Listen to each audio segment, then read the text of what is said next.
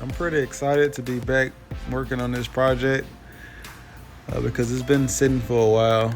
But right now we're removing the rear subframe from the bike, and there's a lot of wiring that's routed through it. So we just gotta basically make sure that everything is disconnected and moved out of the way, so that we can move the rear subframe from the main frame of the bike. The main frame of the bike is being replaced because I guess during the impact, whenever the bike was wrecked, the fairing stay at some point was ripped off, and that caused the bolt holes to rip. And that's basically where the front and the nose, the headlights, all of that basically connects to the fairing stay, which connects to the front of the frame, which holds everything up. So that's the reason why the frame is getting replaced. And in order to replace the frame, we got to take the rear subframe off, and we got to drop the motor from the bike as well. So right now, basically just prepping and disconnecting and removing everything that needs to be removed so that we can make this frame swap as easy and straightforward as possible. Right here, I'm just removing the sprocket cover so that I can take the chain, loosen the chain up, take it off the sprocket so that the motor can come down, since the front sprocket is connected. There's a bunch of stuff that's connected on this bike when you're trying to lower this motor out. So if you're removing the motor out your bike, just be sure to double check, triple check everything that's connected.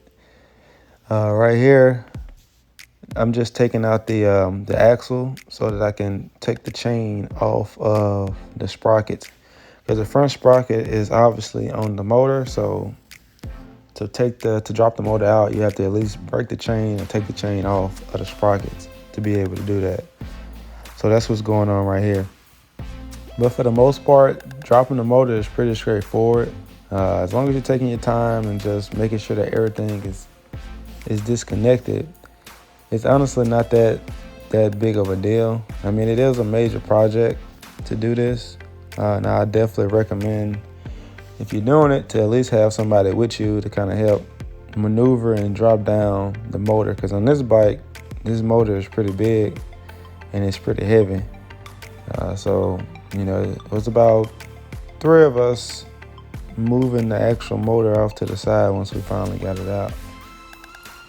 You definitely want to make sure that when you're doing a rebuild on bikes, especially when it's this involved, like this particular bike, you definitely want to make sure that you keep up with everything that you're taking off, or maybe even have like some containers or some bags where you can kind of label what you got from what. So once you go back to put it back together, it won't be as big as a hassle. Me, I have a tendency of not doing that, but I definitely recommend that you do that, because it definitely makes this way more easier than just taking stuff off and just putting it to the side, which I have a bad habit of doing.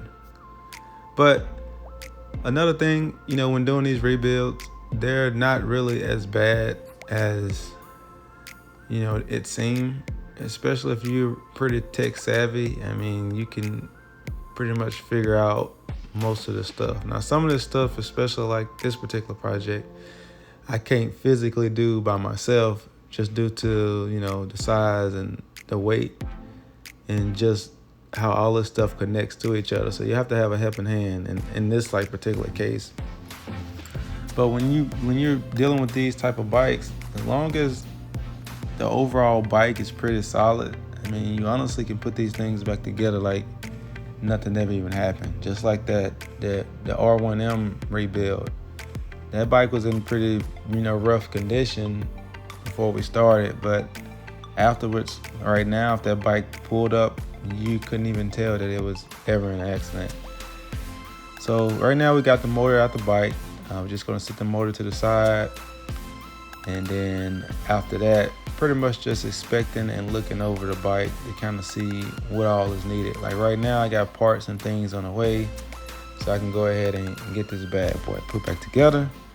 I've been dragging my feet on it for a long time, but now I think I'm just gonna go ahead and get it done.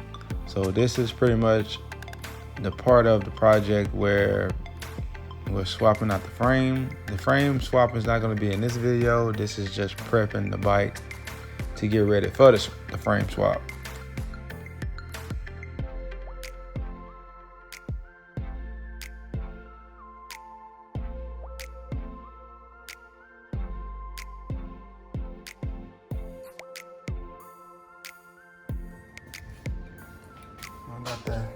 nitrous express bottle. Once we get everything back on here, the spray bar is gonna go across the top of those velocity stacks. And we're just gonna hang the nitrous express bottle over here on the side. And we're gonna see what that baby can do. Looking for a spray bar kit for this particular bike. They make it for other bikes and stuff too, but this one they do have a spray bar.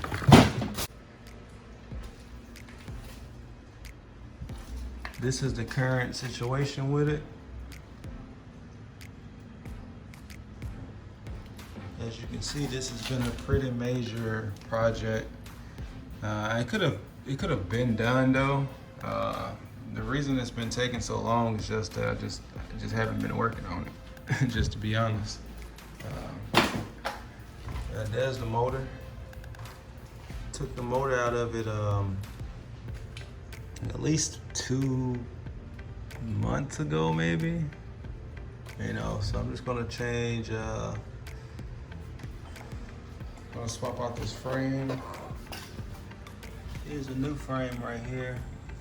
And this is basically the whole reason it had to be changed, because this part right here was broke on the other one and it, you know, damaged it. Well, I can just show you. That right there is damaged, so I gotta take this thing off.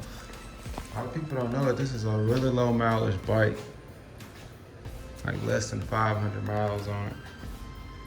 And it honestly just needs to replace that frame, stick the motor back in it.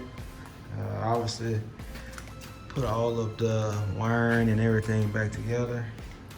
Which I know it looks crazy, but it's not as bad as it looks. You just have to kind of take your time and go from there. I think I still got the stock filter, yes, got a new filter coming. All that good stuff. Now you can pretty much see that, I mean, it's a lot that we still gotta do to the bike. I'm sure my homie's gonna help me out, and we're gonna get this bad boy back rolling. This is right here is still the original tires. You can still see like the marking on them. It was a brand new bike when it got wrecked. But yeah, I'm gonna keep it stock wheelbase and try to get this baby back together pretty soon, test it out. I just wanted to show y'all that to give an update. I'm probably try to make another video in probably like a week or so because I gotta wait for the parts to get here. But appreciate you watching. I'll catch you later.